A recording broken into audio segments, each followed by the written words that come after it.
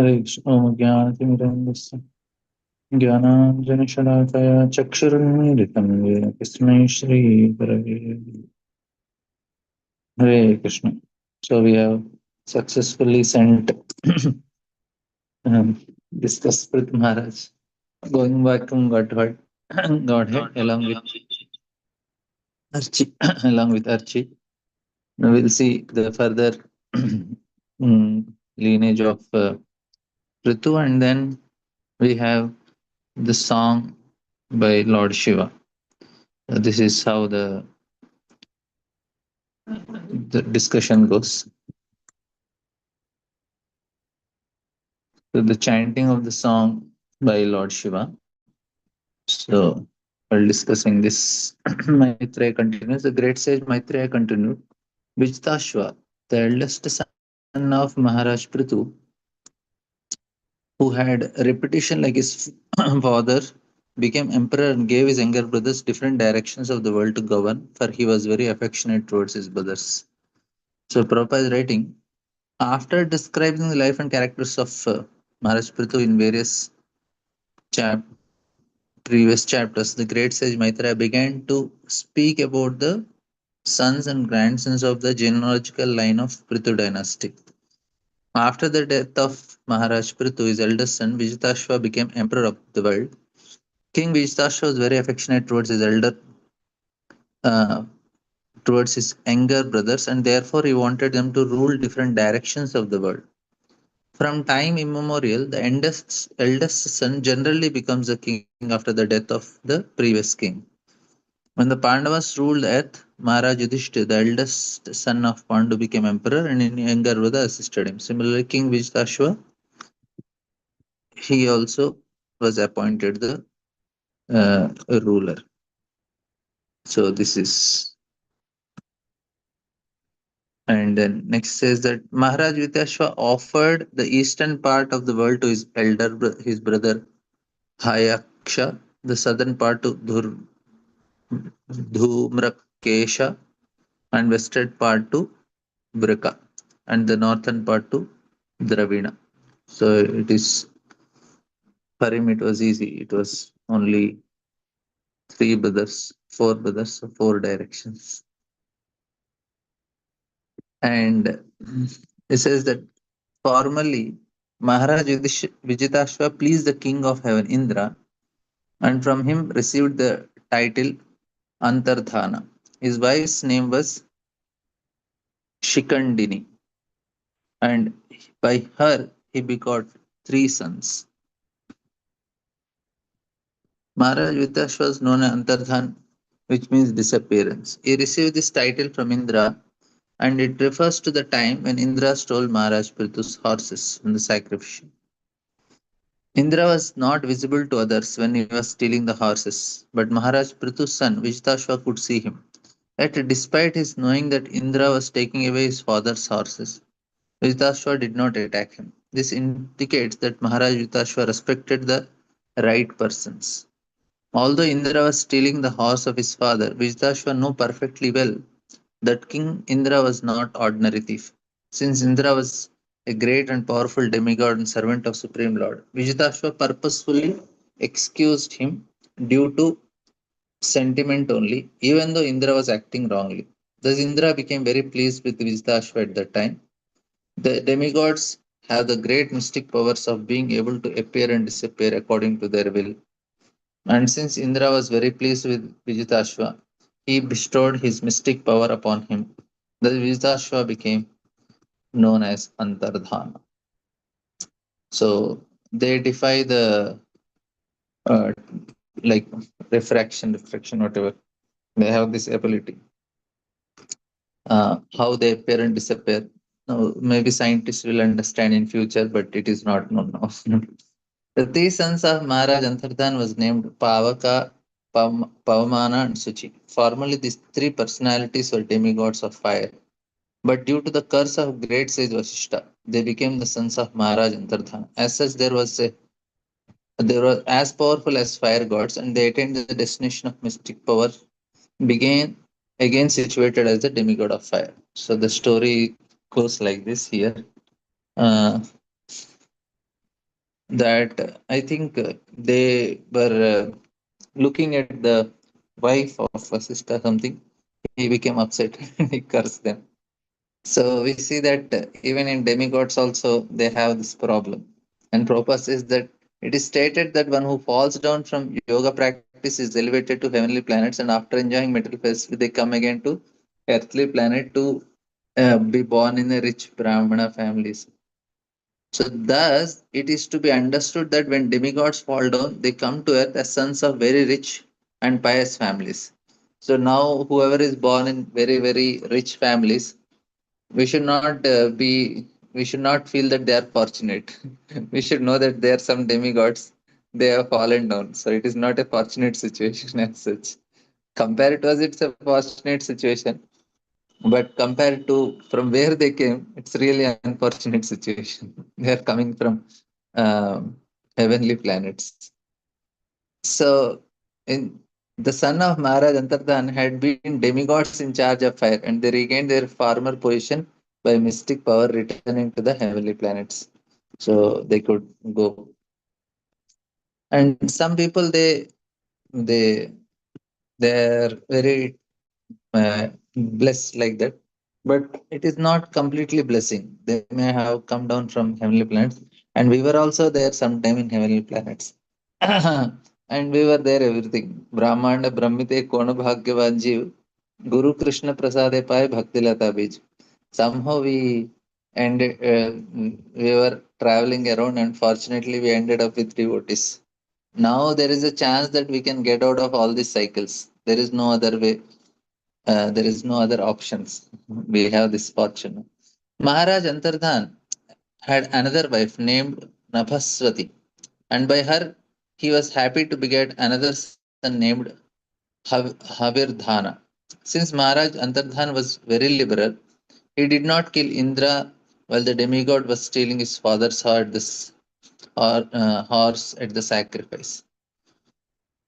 Uh, Prabhupada writing, it is understood from various scriptures and Puranas that the king of heaven, Indra, was very expert in stealing and kidnapping. He could steal anything without being visible to the proprietor, and he could kidnap anyone's wife without being detected. Once he raped the wife of Gautam Muni, by using his disappearing art, and similarly by becoming invisible, he stole the horse of Maharaj Prithu. Although in human society such activities are considered abominable, the demigod Indra was not considered to be degraded by them. Although Antardhan could understand that King Indra was stealing the horse from his father, he did not kill Indra, for he knew that if one who is very powerful sometimes commit an abominable act, it should be disregarded. Apichet Sudhuracharo, Prabhupada is quoting this verse. Bhajate mam ananya bhak sadhureva. Thus, the Lord says that even if a devotee commits an abominable act, he should be considered a sadhu or pious man because he is very powerful. He is very powerful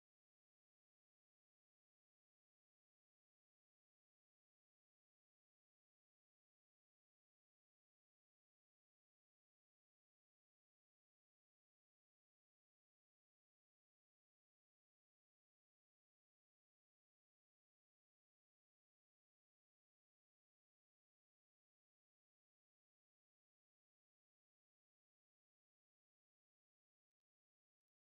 sorry.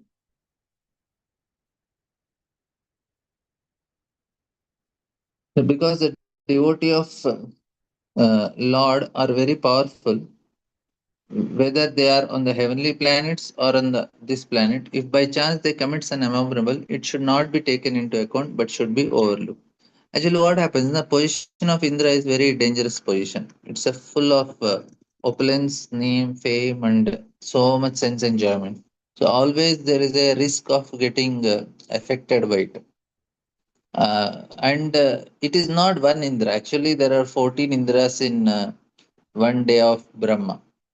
So these pastimes are also happening at different times. Now, who is stealing the horse from Maharaj Prithu is Indra from Swayambhu Manvantra, and is Yajna only, is Shaktavesh avatar of Lord. And the Indra who did for Ahalya, this pastime which Prabhupada mentioned, is different Indra.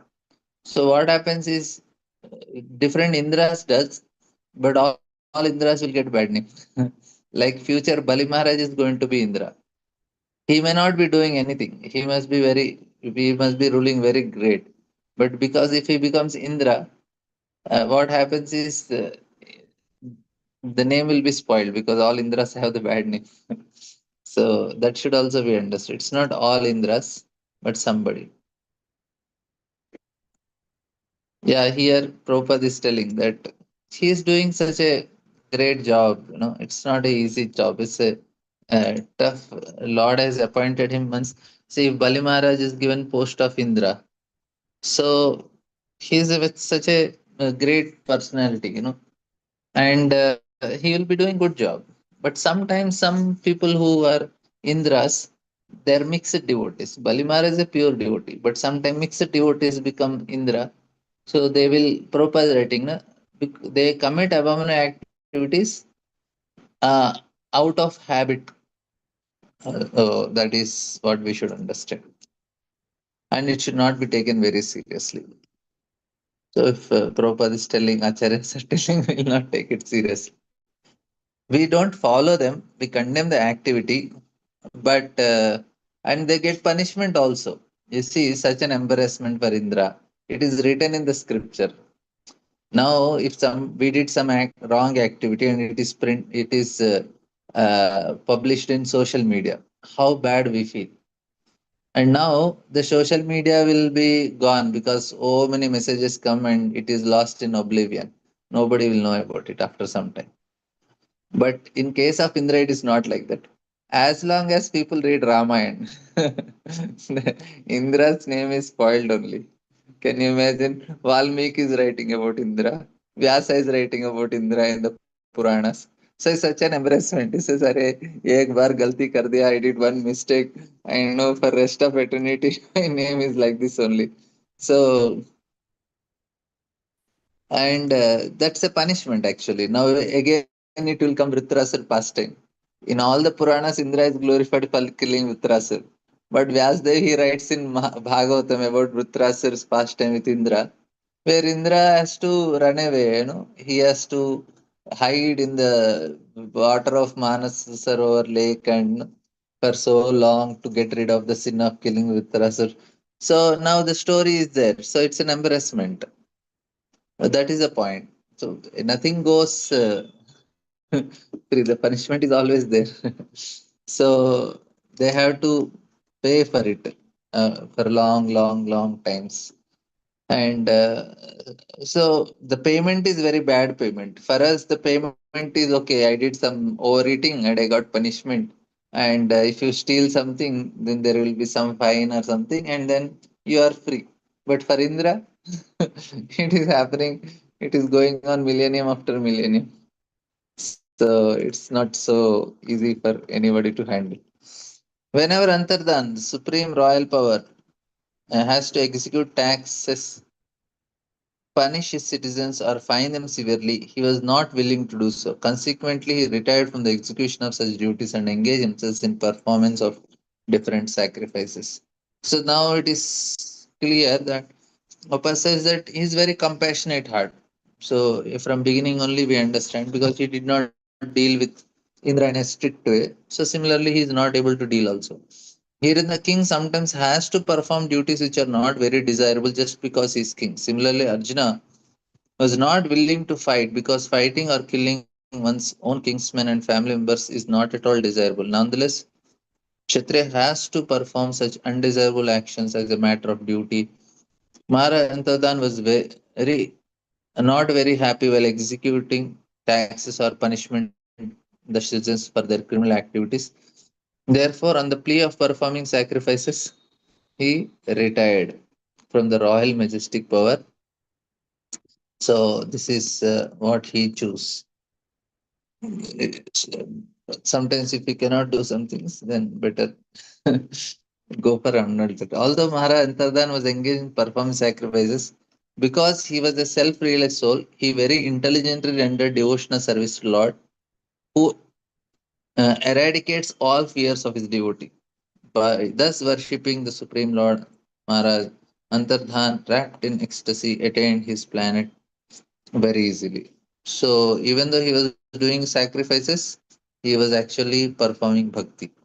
Since sacrifices are generally performed by fruitive actors, it is especially mentioned here that although Maharaj Antardhan was externally engaged in performing sacrifices, his real business was rendering devotional service. So very clearly it is said.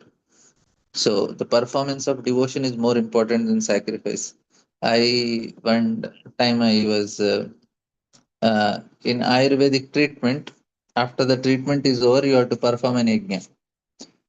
So for I was talking, I because Bhakti Vigyan Maharaj came and he took Ayurvedic treatment. After that, we were performing an yajna, and then I was telling, "Oh, this Sudarshan yajna is such a nice and no, this is performed very nicely and all." So Maharaj is going to open Govardhan. In Govardhan, he started Roop Seva Kunj. He wanted opening of it. It is on 29th of November. No, October, 29th October. So I told Maharaj, we will have this yajna. And Maharaj said, okay. Then the time date came when we have to do yajna for Maharaj. So we performed yajna for Maharaj after the Ayurvedic treatment.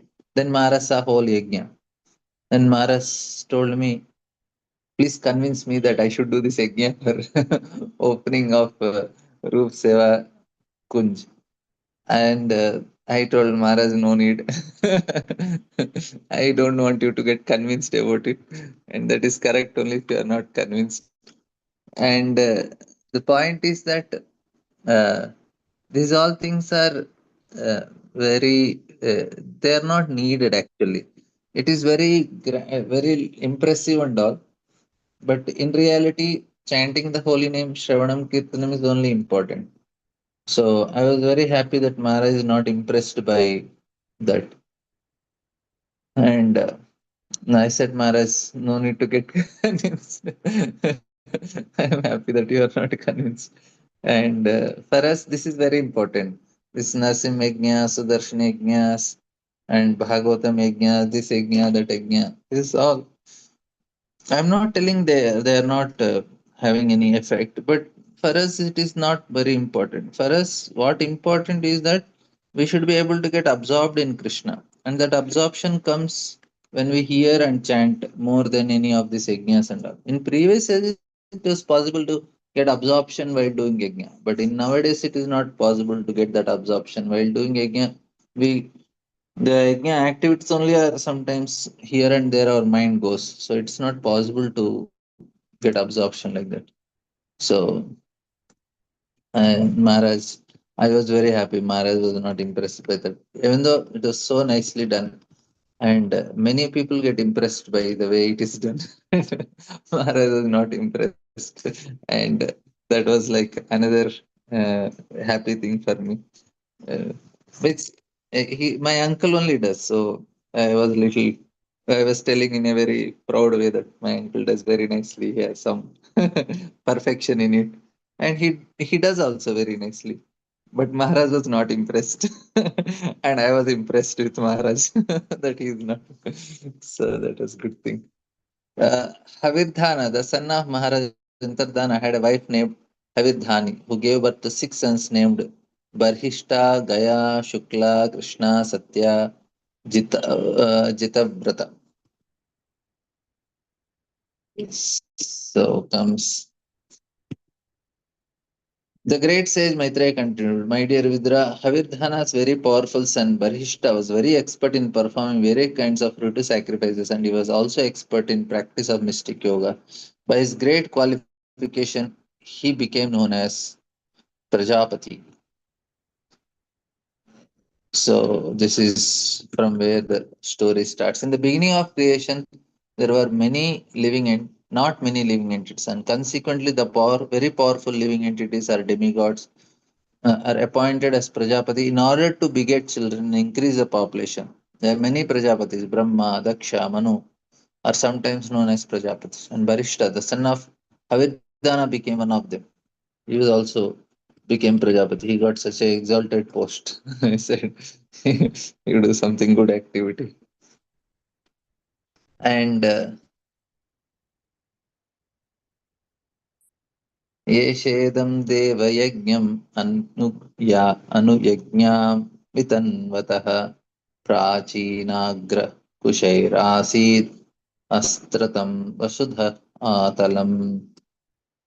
Maharaj Barishta executed many sacrifices all over the world. He scattered kusha grasses and kept the tops of the grass pointed towards east. So from Prithu Maharaj came Antardhan. From that, there is uh,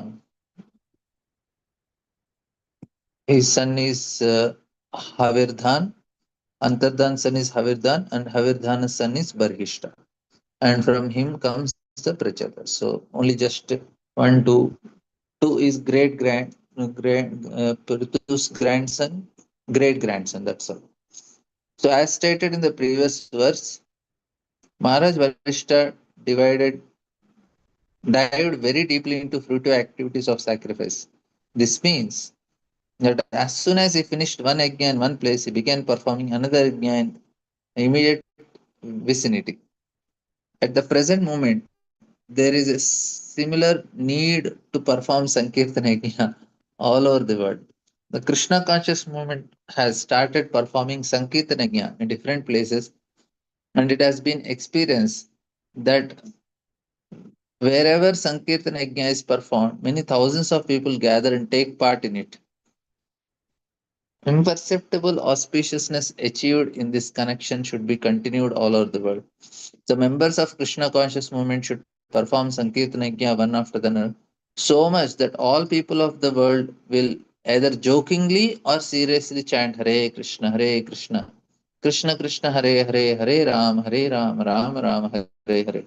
Thus, they will derive the benefit of cleansing the heart. The holy name of the Lord, Harina, is so powerful that whether it is chanted jokingly or seriously, the effect of vibrating this transcendental sound will be equally distributed.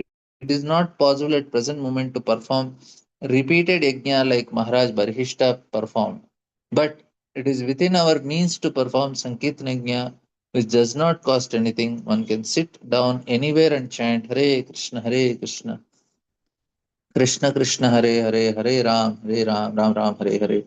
If the surface of globe is overflooded with chanting of Hare Krishna mantra, the people of the world will be very, very happy. Actually, every grihastha should perform yajna every day. That is the duty. And the yajna that is recommended in Kali Yuga is Sankirtan yajna. So every day in the house, kirtan should happen.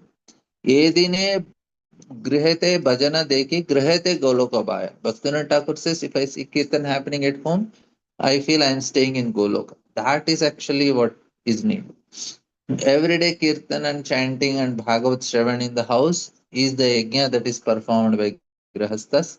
Otherwise, they will have यज्ञशिष्टा सिनस्संतो मुच्यन्ते सर्वकिल विषय भुंजते ते त्वगम papam. Then they are living a sinful life. If yajna is not happening at home, it's a sinful life. Better is we live a proper yajnartha karmano anyatra lokoim karma. If you don't live as a sacrifice at home, anyatra lokoim karma bandhana. We live a sinful. It's a bondage, life of bondage. So safe is that we properly perform yajna, that is chanting. Kirtan should happen every day. Arati should happen. In Arati, we should do Kirtan. We should chant. We should hear Bhagavatam. Offer bhoga to the Lord. So this should be compulsory. Then the house is safe. Otherwise, that is not safe. समुद्रीं देवोक्ताम् उप एमे स्तदा धृतिं यां वीक्ष्य चारुसंवाग्रीं किशोरीं सश्व अलङ्कृतीं परिक्रमन्तीम् उद्वाहे चकमे अग्निसुक्रीम् इव. Maharaj Parishta, henceforth known as Prachini Barhi, was ordered by the supreme demigod Lord Brahma to marry the daughter of Ocean named Satadruti. Her bodily features were completely beautiful and she was very young. She was decorated with proper garments, and when she came into marriage arena and began circumambulating it, the fire god Agni became so attracted to her that he desired her company exactly as he did formerly desired to enjoy Supti. So this is the problem with demigods also.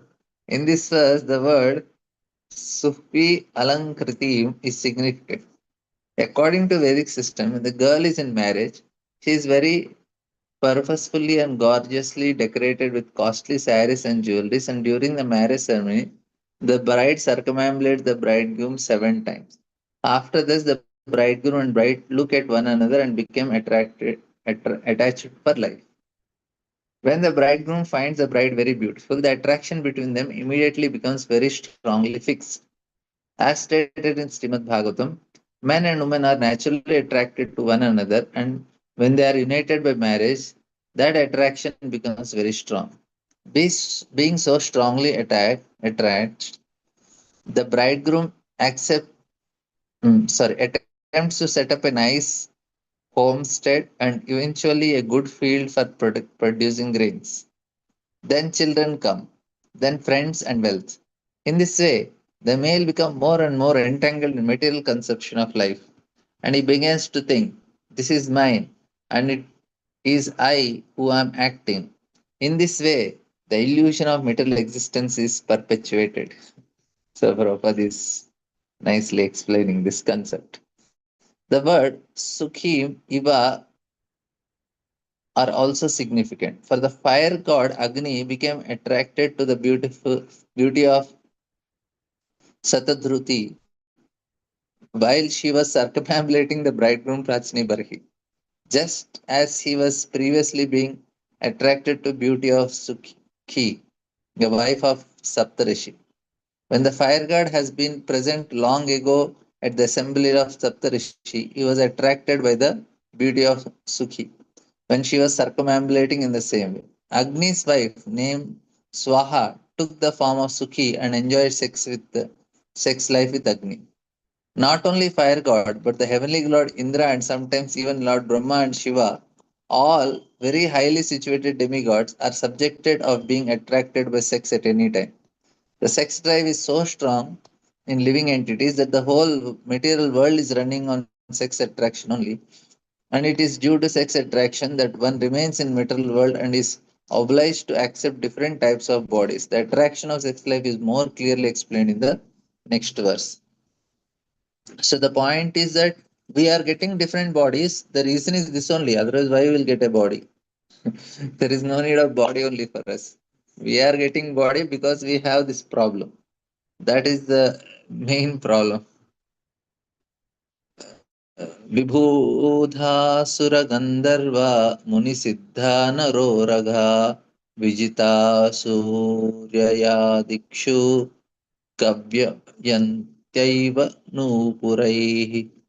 While Satadruti was thus being married, the demigods, the denizens of Gandharloka, the great sages, and the denizens of Siddhaloka, the earthly planets, Nagalokas, although highly exalted, were all captivated by the twinkling of her ankle bells. So, just the ankle bells are making all these Siddhas, Nagas, Gandharvas, everybody demigods. So, Prabhupada writes generally, woman becomes more beautiful when, after an early marriage, she gives birth to a child. To give birth to a children is a natural function of a woman, and therefore, woman becomes more and more beautiful as she gives birth to one child after another. In the case of Satadruti, however, she was so beautiful that she attracted the whole universe at her marriage ceremony. Indeed, she attracted all the learned and exalted demigods simply by the twinkling of her ankle bells. This indicates that all the demigods wanted to see her beauty completely, but they were not able to see it because she was fully dressed and covered with ornaments. Since they could not see the feet of, since they could only see the feet of Satadruti, they became attracted by her ankle bells, which twinkled as she walked. In other words, the demigods become captivated by her simply by hearing the twinkles of her ankle bells. They did not even have to see her complete beauty. It is sometimes understood that a person becomes lusty just by hearing the twinkle. And Prabhupada gives the example of Vishwamitra Muni. And he also heard the twinkling of Menaka. In this way, Vishwamitra Muni became victim and fathered the child who is universally celebrated as Shakuntala. The conclusion is that no one can save himself from the attraction of women, even though he be an exalted demigod or an inhabitant of higher planet system. Only a devotee of Lord who is attracted by Krishna can escape the lures of women. So this is the formula Prabhupada. Once one is attracted by Krishna, the illusory energy of world cannot attract him. Actually, no, I was in the Bangalore airport. I was coming and I saw one woman was very dirtily dressed and she was sitting very shamelessly and all the taxi drivers were looking at her. I was feeling so disgusting. I was thinking that this is such a nasty way of getting attention. And all these film actors, actresses, and all, such a nasty people, and people give so much attention to them. And the words are put as something very valuable. What is the value of them? They're no character only. They're such a shameless fellows, and people are so much into what they speak, what they do. Array, they are not some great sages from the some praises of Bhagavatam whom you should take them seriously. I don't know why people pay attention so much to what they speak, what they do. Such a foolishness. If you are hearing about Narada saying or some Vyasa is saying, Sukadeva is saying, there is some value to it. What is the value of such people saying who don't have character only? Such disgusting personalities. And not only that, even film actors, sports people, they don't have anything. There is no purpose in life for them. Their purpose in life is to earn money and do sense gratification, some entertainment. Why they should be taken so seriously? Anything, what the sports people are doing, what film actors are doing, what politicians are doing. Only every time news is filled with these things, and people are so eager and such a dirty substance, and they want to eat it. Very unfortunate because previously there, even in Roman Empire, I think one of the king he says that these people who are entertainers they should be kept out of the kingdom. They said these people are not of much value. At the time of kings and all, these entertainers they just come in front of the royal assembly and they perform some acts of dancing and singing and making some drama. The king used to pay them and send them off. They were of Shudra category. They are not very high category. If I am using my body to entertain others, it's a Shudra. They are all Shudras. Why they should be given so much value? Because the purpose of life is something higher. No, the knowledge, realization, and some higher advancement. Even heavenly planets that is little better. What is this? This is too much Shudra mentality, and people so much value them and discuss about them. Of course, I'm also guilty about it because before knowing Krishna conscious, we discuss, and sometimes here and there people speak, but this is very, very foolish activity, and people are so much into it.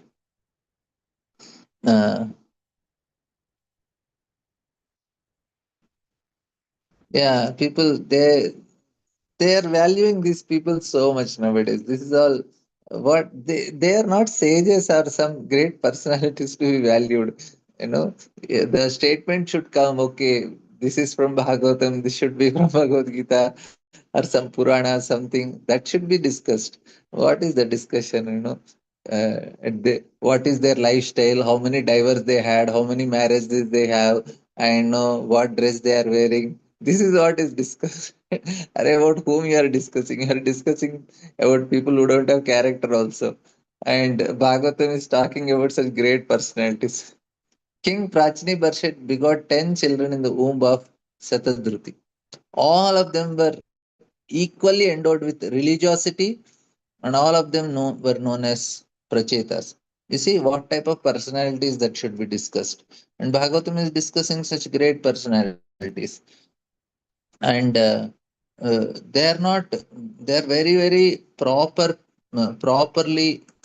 following all the standards. They are not doing some mundane activities.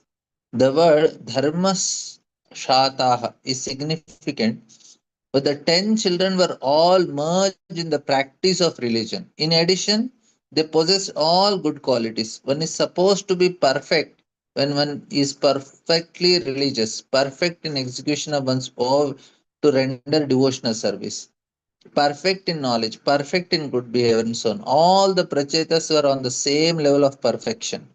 This is actually what should be discussed. And in this is in this world, what they show, it's all imperfection only. They think that sense gratification is the perfection, but that is not perfection. Religiosity is perfection, and rendering devotional service is perfection. Perfect knowledge, good behavior. This is actually should be this is perfection. They should be the idealized. Previously, at least people were idolizing. Okay, good behavior, and now, no, it's not all gone. It's all whoever gives maximum entertainment, no matter whatever stupid way it may be. It does not matter for people. We just want entertainment. We want to be entertained. I went to one college. I was giving some program there. So the principal was telling that children nowadays, the students nowadays, they are becoming so so insensitive. They are trying to make fun of each other very badly, and if even small thing also, they are creating so much fun and laughing at each other. And no, their level of entertainment, the level of entertainment degrades so low. For them, giving pain to others became an entertainment. It does not matter for them. I have to enjoy somehow or other, whether it gives pain to others or whatever happens to him. The level of enjoyment is not something very high. So, anyway, when all the Pritechas were ordered by their father to marry and beget children, they all entered the ocean and practiced uh, austerities and penance for 10,000 years. Thus, they worship the master of all austerities, the supreme personality of God. You see, father told you should beget children, and they are going to austerities.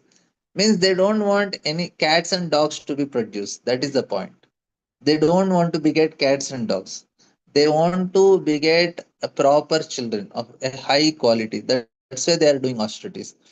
So for them, begetting children is not an entertainment, it's a responsibility, and that should be done properly. To do it, you need to be qualified. That's what they are thinking. So here it is said sometimes great sages and ascetics enter Himalayan mountains in order to find seclusion from the turmoil of world. It appears, however, that all the Prache, the son of Rajni Barshid, entered the depths of the ocean to perform austerities in a secluded place. Since they performed austerities for 10,000 years, this incident took place in Satyuga when people used to live for 100,000 years. It is also significant that by their austerities they worship the master of austerities, Sri Krishna, the personality of Godhead. If one wants to perform austerities and penance in order to attain supreme goal, one must attain the favor of Supreme Lord. If one achieves the favor of Supreme Lord, it is to be understood that he has finished all kinds of austerities and penances and has attained affection in their execution. On the other hand, if one does not attain the perfect stage of devotional service, all austerities and penance actually have no meaning. For without the Supreme Lord, no one can attain the highest true results derived from performing them. As stated in Bhagavad Gita, Lord Krishna is the master of all penances and sacrifices. Bhoktaram Ikyatapasam.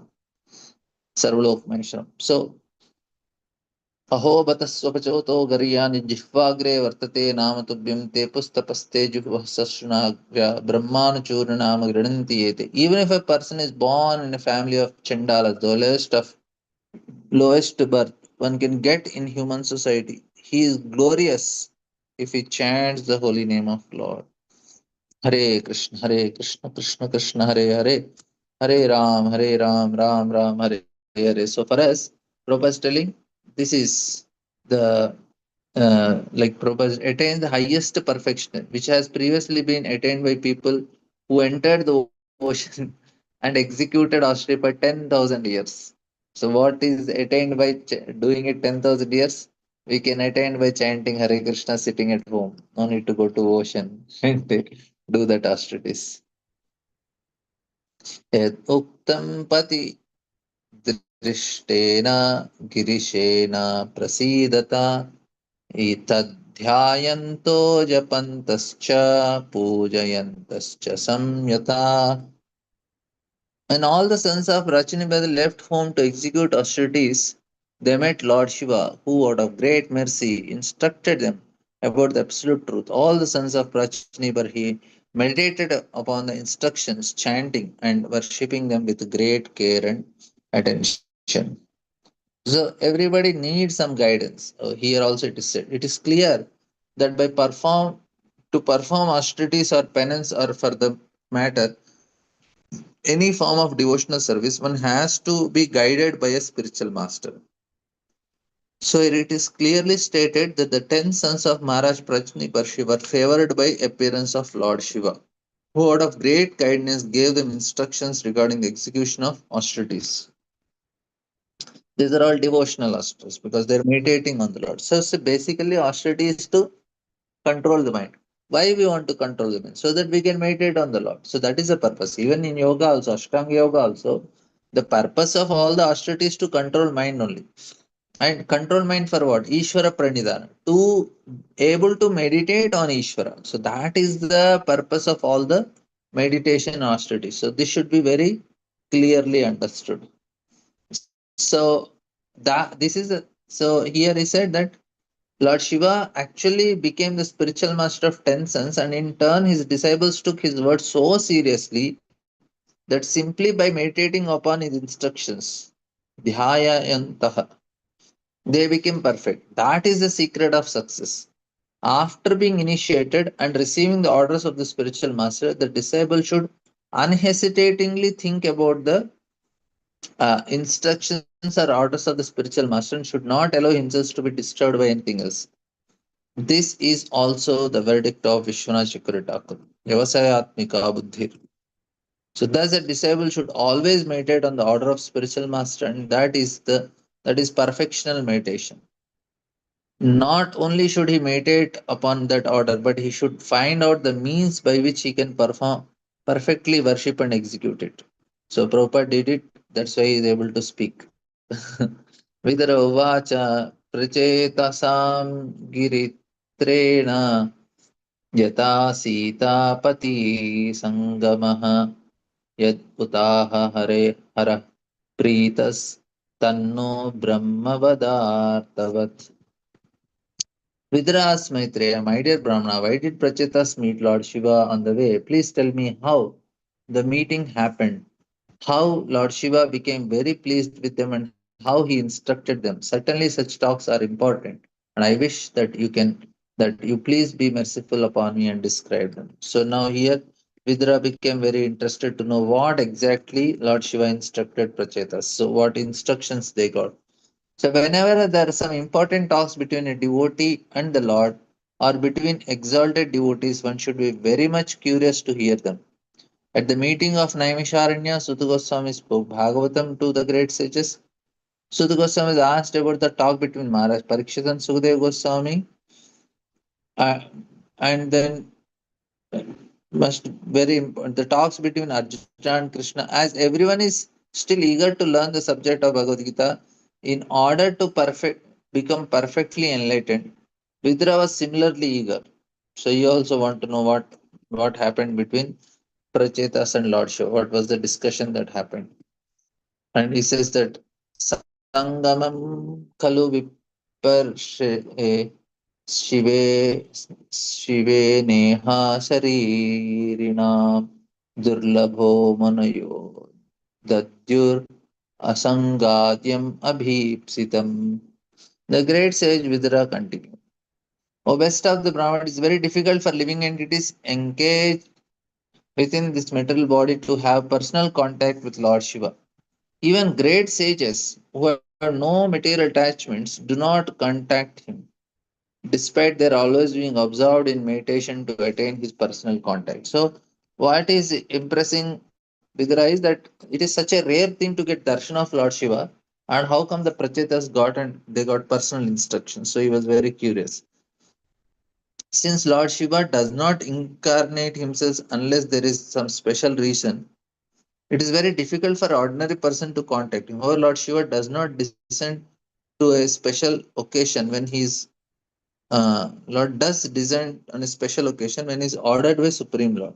In this regard, it is said in Padma Puran that Lord Shiva appears as a Brahmana in Kali Yuga to preach Mayavadam Asashastram Prachinnam Bodhamuchate Mayeva Vitan Hidevi Kalo Brahmana Murtina.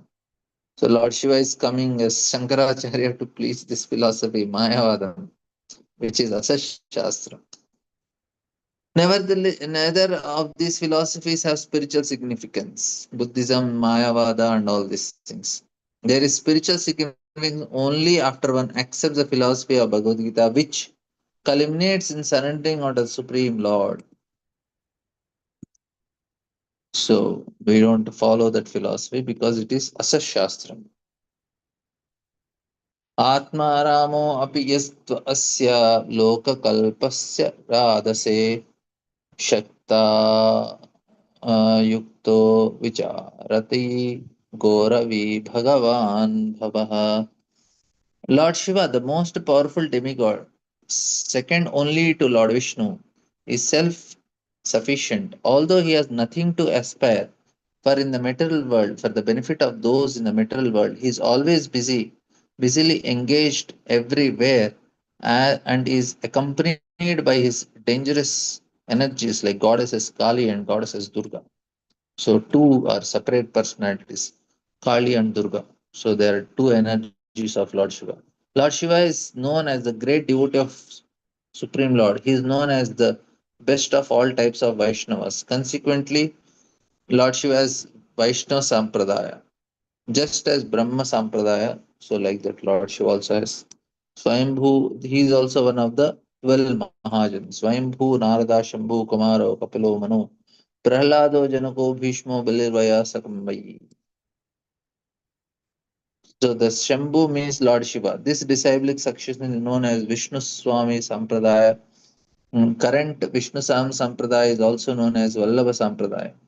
The current Brahma Sampradaya is known as Madhva Gaudiya Sampradaya. Even though Lord Shiva appeared in the form of Shankaracharya to preach Mayavada, at the end of his pastime, as Shankaracharya, he preached Vaishnava philosophy. Bhaja Govindam, Bhaja Govindam.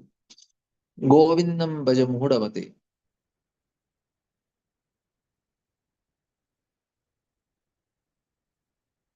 So, if one actually serious to attain mukti, he must worship Lord Krishna. That is Sripad Shankaracharya's last instruction. Material energy, goddesses Durga or goddesses Kali is always under his control. Goddesses Kali and goddess Durga serve him by killing all asuras or demons. Sometimes Kali becomes so infuriated that she indiscriminately kills all kinds of asuras. There is a popular picture of goddess Kali in which she wears a garland composed of heads of the asuras and holds in her left hand a captured head, in her right hand a great khadga or chopper for killing asuras. Great wars are symbolic representation of Kali's devastation of asuras and are actually conducted by goddesses Kali. Shrishti Sthiti Pralaya Sadhana Shakti Rekha. So asuras try to pacify goddess Kali or Durga by worshipping her in material opulence. But when the asuras become too intolerable, goddess Kali does not discriminate to kill them wholesale. So asuras do not have the secret of energy of Lord Shiva. Does not know the secret of energy of Lord Shiva. They prefer to worship Kali or Durga or Lord Shiva for material benefits due to their demonic character. They are reluctant to surrender to Lord Krishna as indicated in Bhagavad Gita. Namam Duskritno Muda Prabhadyante Naradama. Lord Shiva's duty is very dangerous because he has to employ the energy of Kali or Durga. In another popular picture of goddess Kali, sometimes she stands on the prostrated body of Lord Shiva, which indicates that sometimes Lord Shiva has to fall down flat in order to stop Kali from killing the Asuras. So this is the purpose of that photo. One other story is that a demon comes in the form of Lord Shiva. I heard, I don't know, but Prabhupada is giving this story. Since Lord Shiva controls the great metal energy, goddess Durga, worshippers of Shiva attain very opulent positions within metal world. Under Shiva's direction, a worshipper of Lord Shiva gets all kinds of material facilities. In contrast, a Vaishnava or worshippers of Lord Vishnu gradually becomes poorer in material possessions because Lord Vishnu does not trick his devotees in becoming materially entangled by possessions. Lord Vishnu gives his devotees intelligence from within. Tesham satadiktanam bhajatam purvakam dadami buddhiyogam tam. In those who constantly devoted to serving me with love, I I give the understanding by which they can come to me. Thus, Lord Vishnu gives intelligence to his devotee so that the devotee can make progress on the path back home, back to Godhead. Since a devotee has nothing to do with any kind of material positions, he does not come under the control of Kali or Durga. Shiva is also in charge of Tamoguna. His potency, the goddess Durga, is described as keeping all living entities in darkness of ignorance. Ya Devi Sarva Bhuteshu Nidra Rupim Samastita. Both Lord Brahma and Shiva are incarnations of Vishnu, but Brahma is in charge of creation, Shiva in charge of destruction, which he carries out with the help of material energy, goddesses Kali or goddesses Durga. Thus, in this verse, Lord Shiva is described as being accompanied by dangerous potencies, Shakti, uh, Ghora, Ghoraya, and that is the actual position of Lord Shiva. Maitreya उवाच प्रचेतस्पितृव्याख्यायां शिष्याध्यासादवः दिशं पञ्चीपतीचिं प्रयुयस्तस्य आदृतचेतसः.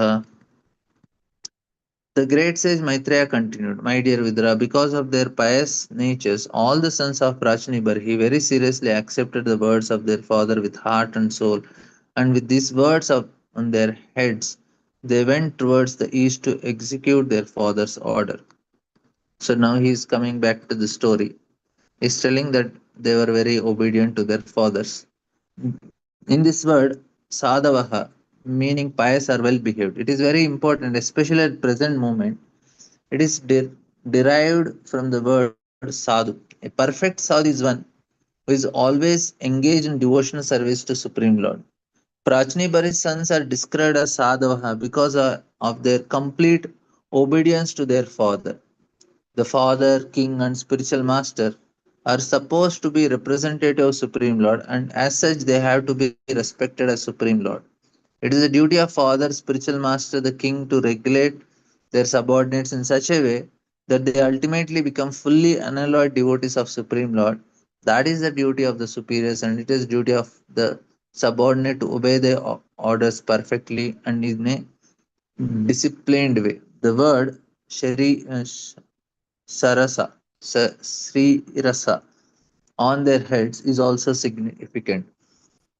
Actually, what happened? Na, Prachetas were obedient to their father. So when they got Lord Shiva, they continued to be obedient to Lord Shiva also. So that helped them.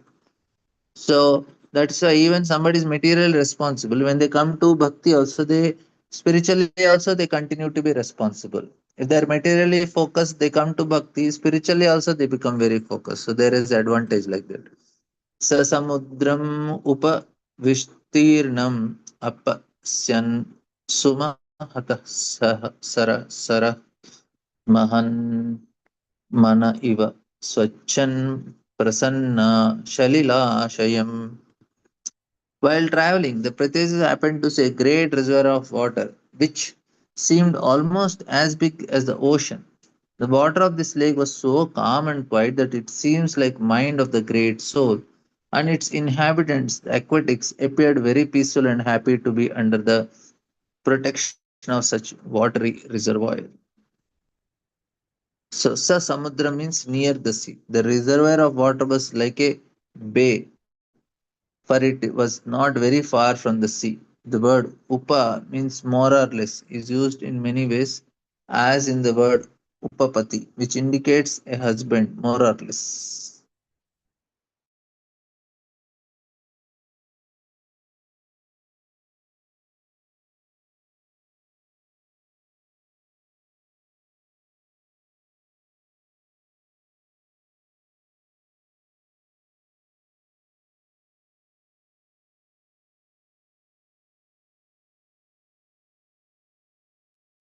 I'm sorry. So there is some problem network.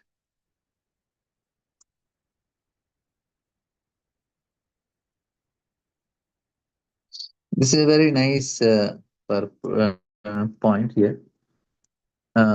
What Prabhupada is trying to tell, and unlike the sea or ocean, which has turbulent waves, this reservoir was very calm and quiet. Indeed, the water was so clean that it seemed like a mind of great souls. There may be many great souls, jnanis, yogi, and bhaktas are pure devotees, are also great souls, but they are very rarely found. One can find many great souls among yogis and jnanis, but a truly great soul, a pure devotee of Lord, is fully surrendered to the Lord and very rarely found. Samahatma Sudhurlavaha. A devotee's mind is always calm, quiet, and desireless because he is always Anyabhilashita Shunyam, having no desires other than to serve Krishna. So devotees are cool, calm, and cool. It is also significant that within the reservoir, all the aquatics were also very calm and quiet because the disciples of a devotee have taken shelter of great souls. They became very calm and quiet. So this material world is often described as an ocean of nations. In such an ocean, everything is agitated. The mind of great devotees is also like an ocean and are very large lake, but there is no agitation because Vyavasayatmika Buddhir Ekeha Kurunandana. So Naimisharanya Kshetra also, it is the hub. So the center of the hub, the whole wheel rotates, so the hub is fixed. Similarly, when you go there, mind becomes very calm. So one may argue that devotees have desires, for they wish to go back home, back to Godhead. But such desire does not agitate the mind. Although he wished to go back to Godhead, devotee is satisfied in any condition of life. Consequently, the word Mana, Mahan Manaha is used in this verse to indicate that the reservoir of water was as calm and quiet as the mind of great devotee. Okay, thank you very much. We'll discuss tomorrow. ग्रंथराज Shrimad Bhagavatam की जय। श्रील प्रभुपाद की